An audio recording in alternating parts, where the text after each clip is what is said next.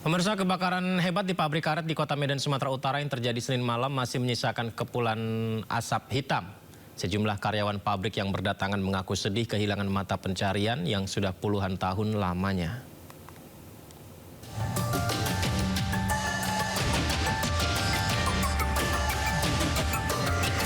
Kepulan asap hitam masih keluar dan membumbung tinggi di bangunan pabrik karet pengolahan sendal di PT Garuda Mas Perkasa di Jalan Komodor Laut Yosudarso, Kelurahan Tanjung Mulia, Kecamatan Medan Deli, Kota Medan.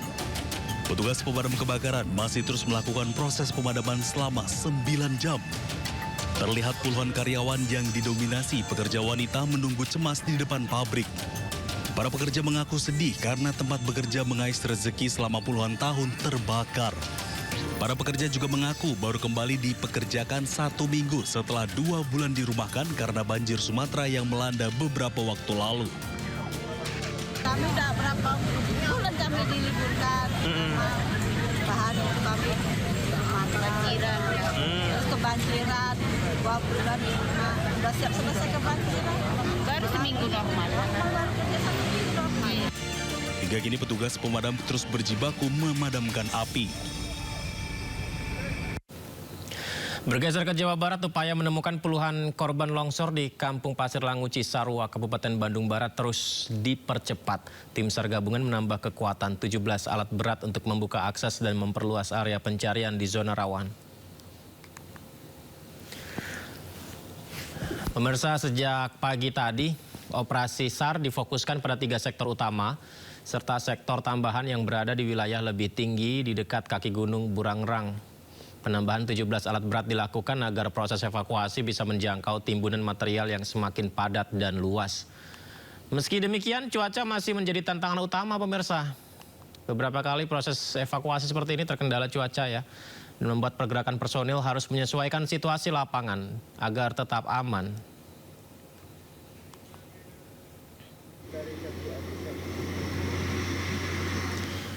Ya, dan memang di hari kelima pencarian korban bencana tanah longsor di Desa Pasir Langu, Kecamatan Cisarua, Kabupaten Bandung Barat sempat dihentikan sementara. Penghentian dilakukan akibat cuaca yang tidak menentu serta tingginya potensi longsor susulan di lokasi kejadian.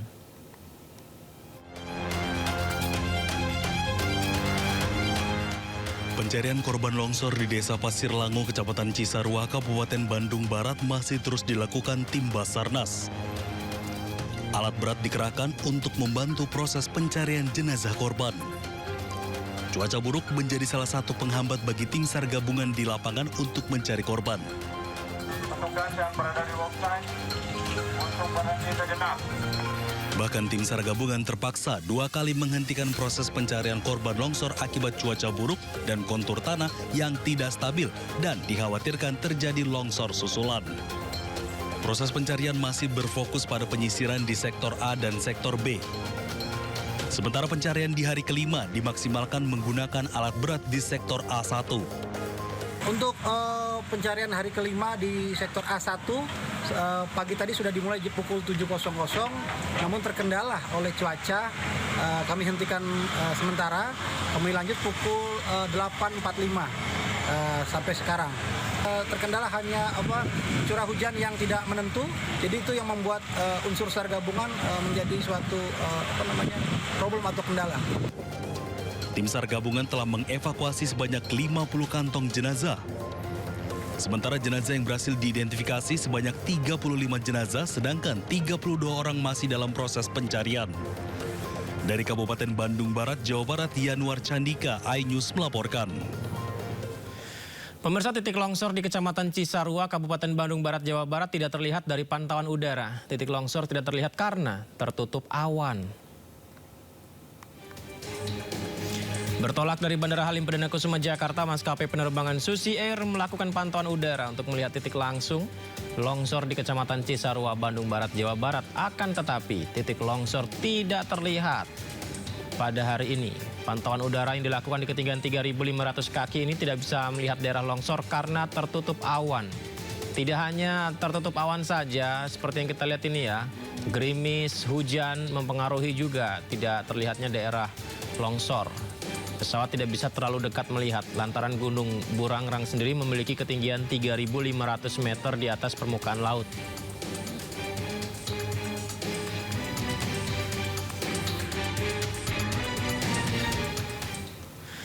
Pemirsa, kita ke Karawang. Hari ke-11 banjir di Teluk Jambe Barat Karawang berangsur surut. Akan tetapi ratusan rumah masih terendam banjir dengan ketinggian air mencapai 1,3 meter.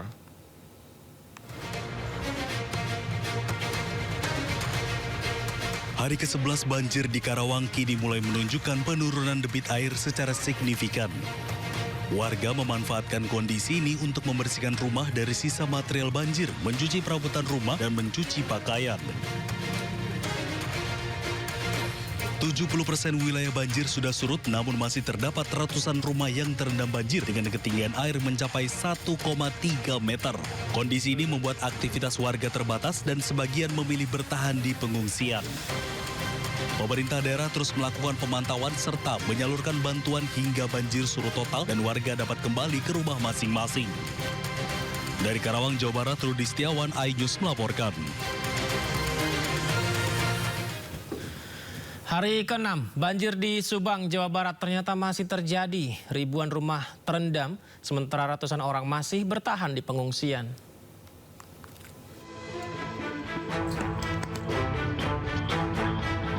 Banjir yang merendam ribuan rumah di Subang, Jawa Barat masih terjadi.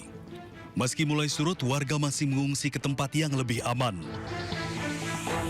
Ketinggian banjir bervariasi mulai dari 30 cm hingga 70 cm. 100 orang di Desa Mulyasari, Kecamatan Pamanukan yang rumahnya masih terendam banjir bertahan di rumahnya.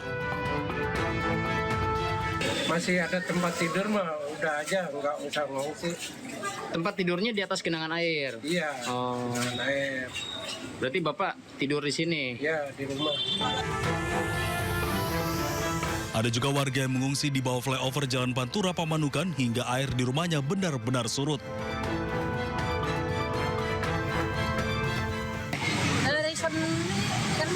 Dari Senen di sini. Terus Belum pun sampai sekarang. belum pulang. Belum. Pas saya kan lagi di sana di rumah anak. Ini dia odong-odongnya. Warga terdampak berharap adanya bantuan pemerintah berupa selimut hingga popok bayi. Dari Subang, Jawa Barat, Yudi Heriawan Johanda, iNews melaporkan. Di Indramayu juga banjir, pemirsa, dengan ketinggian 70 cm menerjang 4 kelurahan di Indramayu, Jawa Barat. Banjir diakibatkan curah hujan tinggi membuat lebih dari 800 rumah terendam.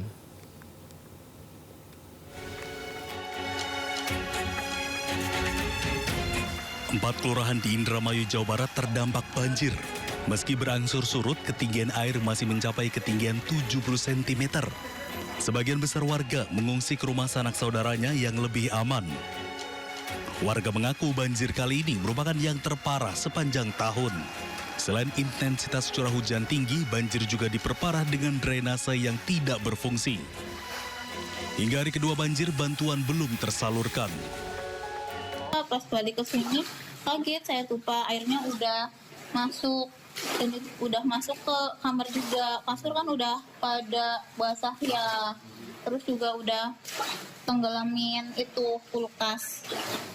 Iya, jadi kita amanin itu dulu sih barang-barang elektronik sama surat-surat penting. Banjir hujan terus nggak berhenti tuh. Kalau kemarin kan ada mending. Walaupun ada hujan juga ada berhenti sampai diberesin tuh bisa masuk tuh. Tapi sekarang nggak bisa. Warga berharap bantuan segera datang dan pemerintah mengambil langkah antisipatif memperbaiki saluran irigasi agar banjir serupa tidak terus terulang. Dari Indramayu, Jawa Barat, Toy Iskandar, iNews melaporkan. Kita beralih ke informasi lainnya, pemirsa. Pedagang es kue gabus yang viral lantaran difitnah menjual makanan dengan bahan spons mendapat motor dan bantuan modal usaha dari Kapolres Metro Depok. Saya bersama Pak Babinsa Kelurahan Panjang. Ini kita dapat penjual es kue. Gelombang simpati dan dukungan mengalir bagi Sudrajat, pedagang es kue gabus di Kemayoran yang viral karena diintimidasi dan dituduh menjual es berbahan spons. Setelah polisi memastikan bahwa dagangan Sudrajat aman dikonsumsi, berbagai pihak turun tangan membantu pemulihan ekonomi dan mental Sudrajat.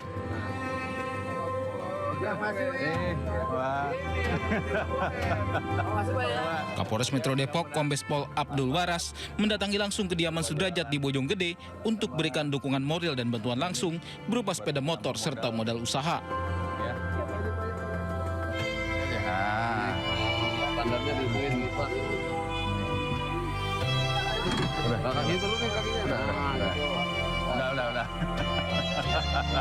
Hari ini kami hadir di sini untuk bisa sedikit memberikan bantuan kepada beliau. Mudah-mudahan ini bisa membawa manfaat untuk usaha beliau.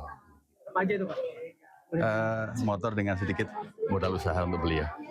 Ya, terima kasih. Pak, udah koordinasi belum Pak dengan dari Kemayoran? Apakah udah ada koordinasi mengenai kasus Bapak ini? Tadi seperti saya sampaikan, kapasitas kami di sini, beliau sebagai warga kami di wilayah hukum Polres Metro Depok. Kalau untuk yang lain-lain, itu nanti dari Polres Jakarta Pusat. Takutnya saya mau 3 kali 4 kali, aku digebuk, pakai kayu, pakai apa itu, saya mati konyol. Enggak, kan udah ada anunya. Iya, takutnya diincar sama Kemayoran. Iya. Ini bos lu bikin bahan dari mana? Dari kue. Ada busanya nggak? Nggak ada, disiram. Jauhan nggak ini? Sebelumnya, Sudrajat dituduh menjual es kue berbahan spons dan digerebek anggota Babin Kamtipmas dan Babinsa di kawasan Kemayoran, Jakarta Pusat. Setelah diselidiki tim keamanan pangan Dokpol Polda Metro Jaya, diketahui es yang dijual tidak mengandung bahan-bahan berbahaya. Dari Depok, Jawa Barat, Iyung Rizky, iNews melaporkan. Ya, kalau dari keterangannya sepertinya Sudrajat penjual es kue tersebut ya, ini masih ada trauma begitu ya. Dan tidak hanya mendapat hadiah motor, Sudrajat juga mendapat bantuan renovasi rumah gratis pemirsa. Semoga bantuan-bantuan ini bisa menyembuhkan trauma yang dialami oleh Sudrajat penjual es kue. Dan beginilah kondisi rumah Sudrajat yang viral karena dituduh menggunakan bahan berbahaya di dagangan es kue, es gabus di kawasan Citayam, Kabupaten Bogor, Jawa Barat. Rumah Sudrajat pemirsa sedang dalam renovasi, bantuan dari program pemerintah setempat. Jadi rumah ini rusak ya sebelumnya ya, dan karena peristiwa ini baru mendapat bantuan dari program pemerintah. Kita lihat beliau juga tinggal bersama istri dan anak-anaknya di dalam rumah yang sederhana dan rusak ini. Dan nama Sudrajat jadi perbincangan setelah dirinya dituduh menjual es kue dengan bahan berbahaya. Tudingan tidak terbukti, sementara Babinsa Babin Kamtipnas meminta maaf langsung kepada Sudrajat dan beberapa bantuan datang termasuk pemberian motor dan juga ini dia, rumahnya diperbaiki.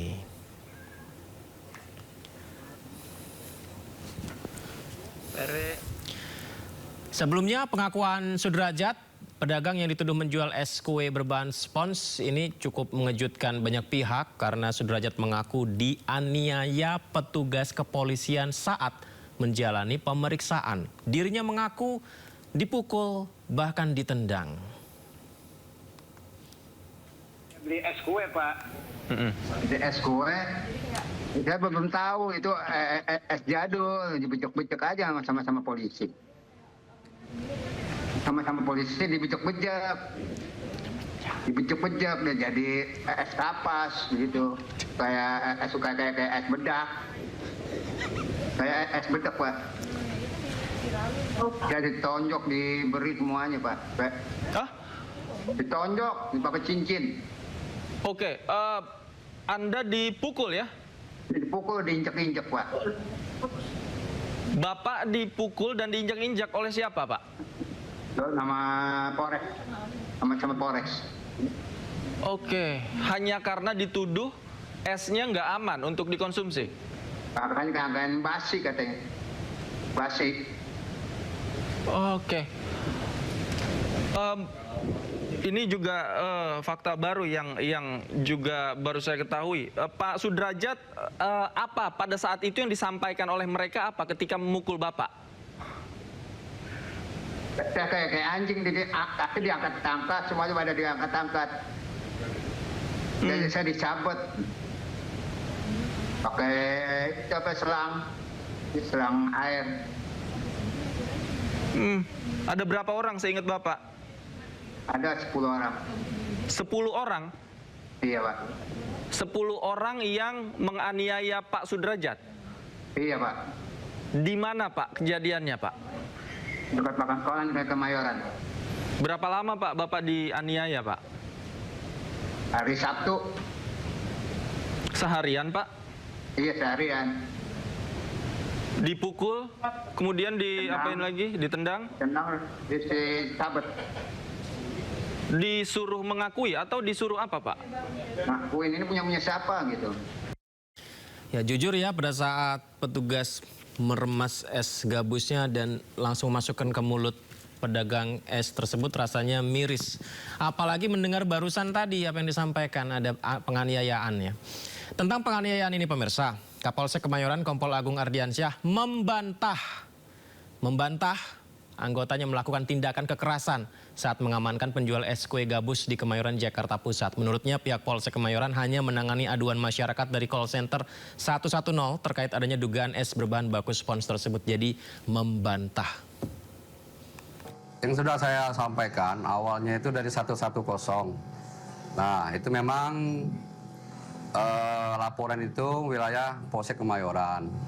Tapi saya tidak tahu adanya apa viral atau gimana. Yang pasti di Polsek Kemayoran ini anggota saya tidak ada menggunakan kekerasan sedikit pun, tidak ada. Polsek Kemayoran kami hanya menangani dari 110 itu, pengaduan 110 yang sekarang sedang berjalan. Ya kan, prosesnya dalam artian ini praduga tidak bersalah, untuk bapaknya kita kembalikan, kita antar ke rumahnya, dan sementara ini dugaan dari bahan itu masih dicek dari Puslapor Mabes Polri. Moga-moga ya kan hasilnya bisa menyebutkan makanan itu layak dipakai. Itu kita tunggu hasil dari Puslapor, bisa berapa hari nanti disampaikan secepatnya untuk di Polsek yang menanganinya. Demikian, jadi sekali lagi tidak ada yang disampaikan dari teman saudara saya media yang ada pemukulan Polsek, anggota dari Polsek itu tidak ada. Jadi sekali lagi saya tegaskan sekali Polsek itu bukan anggota kami dari Polsek Kemayoran. Ya, jadi pemirsa, dari sisi penjual esnya mengaku dianiaya, dari sisi pihak kepolisian barusan kita mendengar tidak ada penganiayaan. Ini lantas seperti apa nih perjalanan hukumnya kalau memang melihat situasi seperti ini gitu. Akan tetapi pemirsa, yang menarik, pengacara ternama Indonesia Hotman Paris menyampaikan tim hukumnya siap mendampingi penjual es kue untuk membela keadilan. Hotman bahkan berani mengirimkan 10 orang pengacara membela Sudrajat jika diperlukan. Bapak korban ya, yang itu penjual es kue ya, yang lagi rame di medsos, yang ribuan orang minta tolong ke Hotman untuk membantu penjual es kue ini. Saya sudah posting, silakan kalau bisa korbannya atau keluarganya menghubungi Hotman 911. Jangan senang hati, saya akan kirim tim pengacara. Hotman 911 punya tim pengacara di seluruh Indonesia dan tidak dibayar ya, alias gratis. Kalau pada naga bayar saya mahal, tapi kalau rakyat susah seperti ini, sudah ribuan orang kita tolong dan nggak ada munafik-munafikan mencari nama. Aku udah terkenal, ngapain gue mencari nama? Oke.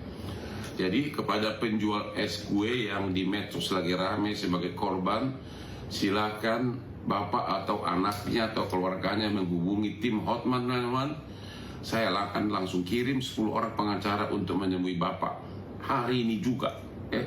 Hari ini juga. Kirim, hubungi kami segera. Gampang kok menghubungi kita. Hubungi wartawan, kalau Anda tidak tahu, suruh wartawannya agar hubungi saya. Kami akan menemui Anda dan keluarga kamu dimanapun Anda mau. Penjual es korban yang medsos, Hotman 911 siap. Gratis memberikan bantuan hukum dan siap memberikan 10 tim hukum di rumahnya penjual es tersebut. Ini menarik ya, tapi nggak tahu apakah dilakukan proses tersebut hari ini atau tidak. Tapi yang jelas pada hari ini pemirsa, 2 petugas yang nampak di video viral yang kita lihat itu meminta maaf secara langsung ke pedagang es pemirsa. bikin bahan dari Jadi ini ya video yang viral. Salah satu petugas yang mendatangi pedagang di kawasan Hutan Panjang Kemayoran Jakarta Pusat menuding penjual es kue yang biasa dimakan anak-anak ini menggunakan bahan spons atau busa. Tidak hanya satu petugas ini saja, Terus kenapa kamu jual? satu lagi petugas Pertanggungjawaban ke kantor polisi ya. yang juga memegang es kue. Nah ini salah satu petugas meremas es kuenya, kemudian salah satu petugas ada yang membakar es kuenya, menyampaikan kecurigaannya akan es yang dijual mengandung bahan tidak layak konsumsi. Ini dia. Nah, ini yang agak sedikit ya, semoga jadi pelajaran kita semua ya, miris ya setelah diremas diminta makan. Ya, semoga jadi pelajaran kita semua pemirsa. Tetapi kecurigaan itu hingga sekarang masih belum terbukti atau bahkan tidak terbukti. Dan siapa sangka video ini viral dan rumah penjual es gabus didatangi pemerintah daerah, influencer, hingga warga yang menuai simpati datang ke rumahnya. Dan hingga akhirnya hari ini dua petugas yang ada di video kita lihat ini pemirsa meminta maaf secara langsung, bersalaman dan memeluk Sudrajat pedagang es gabus. Terus kenapa kamu jual? Berarti kok pertama? Pak Derajat, izin saya uang bersama Pak Heri datang kemarin tapi lebih dengan kami ingin Pak mohon maaf saja Pak atas kecelakaan yang terjadi, tidak ada niat untuk makan Bapak Bapak itu Pak tidak saya Pak insya Allah depannya Pak ya tidak ada masalah lagi, kita hidup bahagia Pak ya, belum berkait semuanya Pak ya, masih Pak Derajat ya Ibu masih Pak, kita sebagai Babinsa Hutan Panjang, saya minta maaf dari dalam hati yang paling dalam ke Pak Derajat karena ada kesalahan di wilayah Pak. Iya. Sebelumnya terima kasih. Saya mengucapkan paling dalam Pak. Iya. Maaf ya Pak. Sudah sama. Iya Pak. Terima kasih Pak. Ya.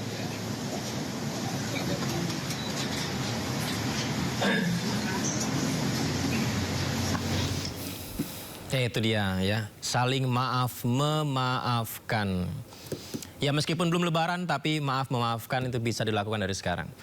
Baik, kita tinggalkan dulu tentang kasus es gabus. Berikutnya kita ke kasus Hogi Minaya, tersangka kecelakaan yang menewaskan dua pelaku jambret dan telah diselesaikan lewat keadilan restoratif. Gelang pelacak atau GPS di kakinya sebagai tahanan kota juga sudah dilepas oleh Kejaksaan Negeri Sleman.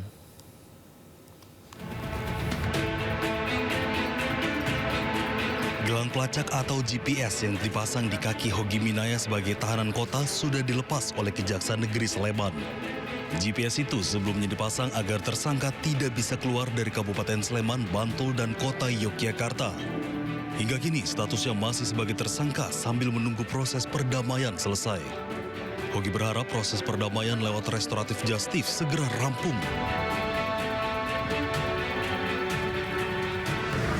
Alhamdulillah sudah mulai agak reda Mas, dan namanya restorasi justice seperti ini mungkin kedepannya harus lebih lagi semua. Seperti diketahui, Hogi Minaya dijadikan tersangka oleh Satlantas Polresta Sleman karena mengakibatkan dua orang penjambret istrinya meninggal dunia.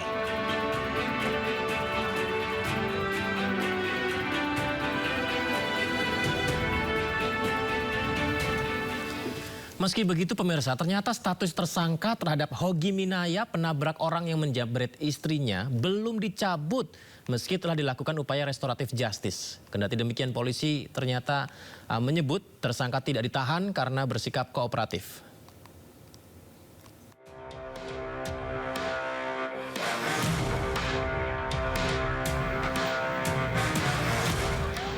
Kasus Hogi Minaya, tersangka kecelakaan lalu lintas karena menabrak orang yang menjambret istrinya masih terus bergulir. Meski telah dilakukan upaya restoratif justice oleh Kejaksaan Negeri Sleman, status tersangka Hogi Minaya belum dicabut karena masih menunggu perdamaian kedua pihak.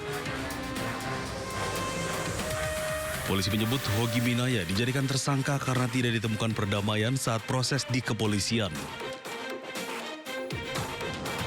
Proses hukum akhirnya berjalan setelah penyidik meminta keterangan saksi dan memeriksa bukti CCTV serta keterangan dari ahli UGM.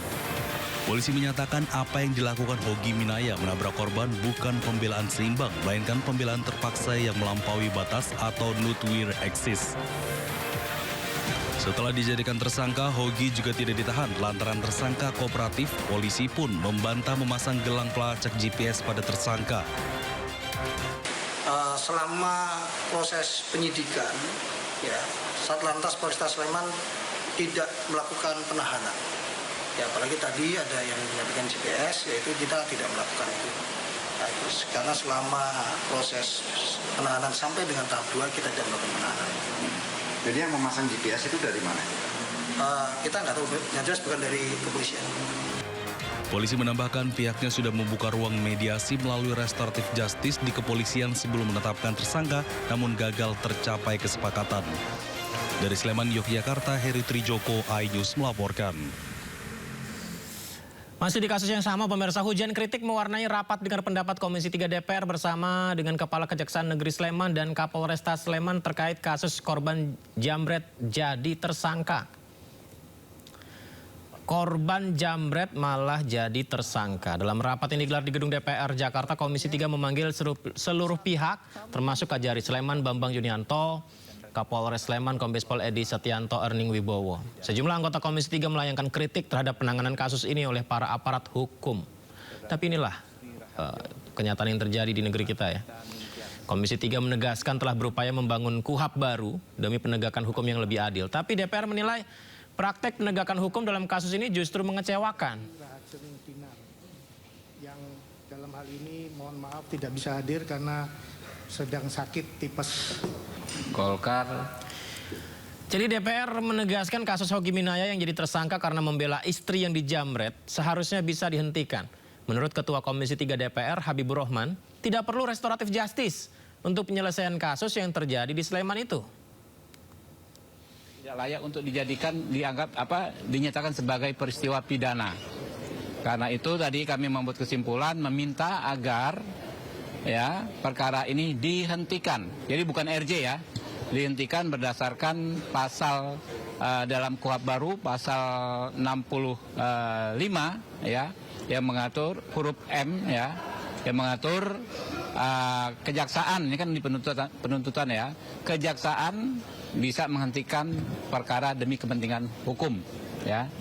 Jelas ya Pak Hogi tidak ada niat untuk membunuh dan lain sebagainya, hanya mengejar orang tersebut ya. Secara administrasi surat tadi sudah kami tanda tangani, besok akan menjadi akan dikirim ke pihak terkait, ke kejaksaan ya, lalu ke Jaksa Agung, ke Pak Kapolri juga untuk ditindaklanjuti. Ya, tentang mens rea, niat jahatnya di mana begitu. Dan ini juga ditanyakan oleh anggota Komisi 3 DPR fraksi PDI Perjuangan Safarudin, menyebut bahwa kasus yang dialami Hogi tidak perlu keadilan restoratif karena tidak ada tindak pidana yang dilakukan korban. Sementara pelaku jambret yang telah meninggal dunia, sehingga penyidikan kasus harus dihentikan. Bukan RJ. Tidak ada tindak pidana di sini. Sependapat dalam tidak ada tindak pidana. Orang yang Bapak tahu, Bapak ngomong di televisi saya lihat Pak Kapolres itu, dia melakukan pembelaan yang melakukan tindakan tidak seimbang. Bapak tahu apa yang jambret itu tidak ada istilah di KUHP. Itu adalah pencurian dengan kekerasan. Bukan 36, bukan pencurian biasa, bukan pencurian pemberatan, tapi pencurian dengan kekerasan. Curas itu Pak, curas itu begal. Dia bawa celurit, bawa senjata tajam, bawa apa segala, bisa bawa senjata api. Nah, ketika orang itu, ini bahaya Pak. Nah, Anda bilang tidak seimbang, dikejar oleh suaminya, korban. Orang sipil Pak, tidak punya apa-apa. Orang sipil nggak punya apa-apa itu. Nggak punya, tidak dipersenjatai. Jadi itu bukan tidak seimbang. Memang justru yang tidak seimbangnya itu orang sipil Pak yang mengejar pelaku curas. bagaimana Bapak bilang tidak seimbang?